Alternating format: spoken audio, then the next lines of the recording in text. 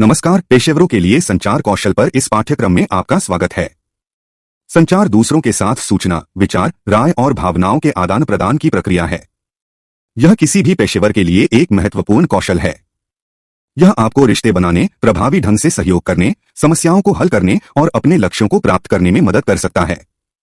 इस पाठ्यक्रम में आप संचार के विभिन्न प्रकारों के बारे में जानेंगे। ये मौखिक, गैर-मौखिक, लिखित और दृश्य हैं। मौखिक संचार आपके संदेश को व्यक्त करने के लिए शब्दों और ध्वनियों का उपयोग है। गैर-मौखिक संचार आपके संदेश का समर्थन करने या संशोधित करने के लिए शारीरिक भाषा, हाव-भाव, चेहरे के भाव और आंखों के संपर्क का उपयोग है। लिखित संचार लिखित रूप में संचार करने के लिए पाठ और प्रतीकों का उपयोग है। दृश्य संचार आपके संदेश को बढ़ाने के लिए छवियों, ग्राफ, चार्ट और अन्य दृश्य सहायता का उपयोग है। आप प्रभावी संचार के 5 सी के बारे में भी सीखेंगे। ये हैं स्पष्टता, शुद्धता, संपूर्णता, संक्षिप्तता और करुणा। ये वे गुण हैं जो आपके संदेश को स्पष्ट, सटीक, प्रासंगिक, संक्षिप्त और सम्मानजनक बनाते हैं।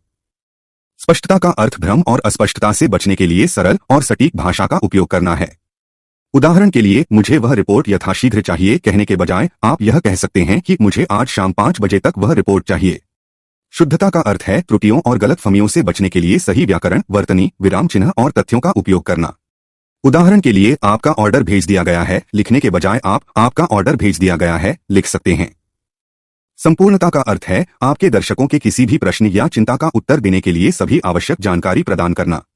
उदाहरण के लिए, कृपया मुझे वापस कॉल करें कहने के बजाय आप कह सकते हैं, कृपया अपने प्रोजेक्ट की स्थिति पर चर्चा करने के लिए मुझे 555 से 1234 पर वापस कॉल करें।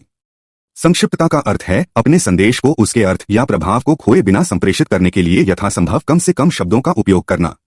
उदाहरण के लिए, इस तथ्य के कारण कि हमें अपने उत्पादों की गुणवत्ता के संबंध में अपने ग्राहकों से बड़ी संख्या में शिकायतें मिली हैं कहने के बजाय आप कह सकते हैं, हमें अपने उत्पाद की गुणवत्ता के बारे में कई ग्राहकों की शिकायतें मिली हैं।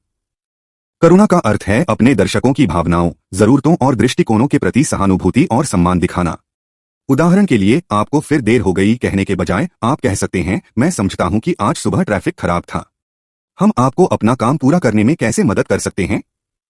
आप यह भी सीखेंगे कि विभिन्न तकनीकों का अभ्यास करके अपने संचार कौशल को कैसे सुधारें।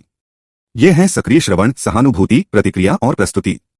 सक्रिय सुनना कोई दूसरा क्या कह रहा है उस पर ध्यान देने और रुचि और समझ दिखाने का कौशल है।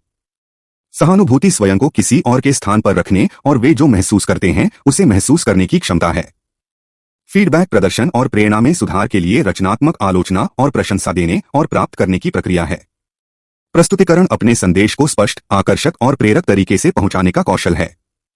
आप यह भी सीखेंगे कि विभिन्न स्थितियों और दर्शकों के लिए अपनी संचार शैली को कैसे अनुकूलित किया जाए। आप सीखेंगे कि अपनी स्वयं की संचार शैली और प्राथमिकताओं के साथ साथ दूसरों की प्राथमिकताओं को कैसे पहचानें। आप सीखेंगे कि अपने संचार के संदर्भ और उद्देश्य के आधार पर अपने लहजे, भाषा और दृष्टिकोण को कैसे समायोजित करें। इस पाठ्यक्रम के अंत तक आप किसी भी सेटिंग में आत्मविश्वास और व्यावसायिकता के साथ संवाद करने में सक्षम होंगे। आप स्वयं को स्पष्ट एवं प्रेरक ढंग से अभिव्यक्त करने में सक्षम होंगे। आप दूसरों को बेहतर ढंग से समझेंगे और अपने सहकर्मियों, ग्राहकों और हितधारकों के साथ संबंध और विश्वास बनाएंगे। संचार कौशल आपके व्यक्तिगत और व्यावसायिक विकास के लिए आवश्यक हैं।